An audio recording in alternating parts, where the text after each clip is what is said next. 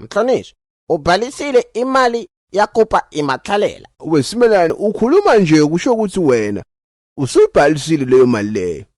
Uputa kanjani? Ibhansi ibhalekile Mhlonishwa. Wesimelane asihlebe mnethu. Nkosi yami ungichazele nali lipasi ulithole kanjani Simelane? Kanti futhi ngiyadibuta nanasi sibongo Nkosi yami saka Simelane. Wasithatha apho Wesimelane Nkosi yami ngoba mina nawe siyadi mnethu ukuthi awusuye umsinzi wekutimilela lapha eNdalasifala. Mhlonishwa, indzaba yakuba isidudle kakhulu. Kusho ukuthi nibhalekile imabhubesi. Niphinzi niyenza kuswima nafika. Nifika nidobha imadala iSimelane. Aniyenzela imaphepha. Aninika sibongo yaba iSimelane. Wesimelane singiyayithola ke na indzaba yakho mnethu Nkosi yami. Nakusiboshwa Simelane Nkosi yami sesendeni nyalo.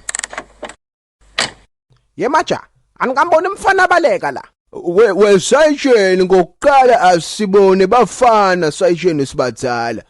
Kwesibili azange ke sibone umuntu abaleka la Nkosi yami ngaphandle kwamagagula nangilohlala lapha eTulu.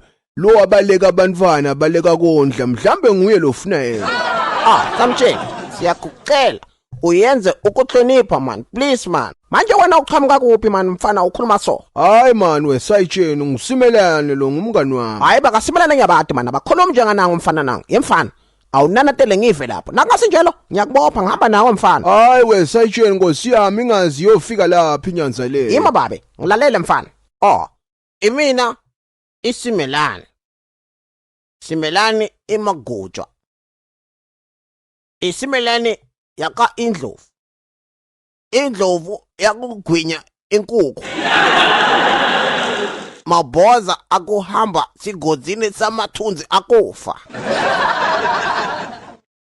Izindlebe zakukhanya emalanga.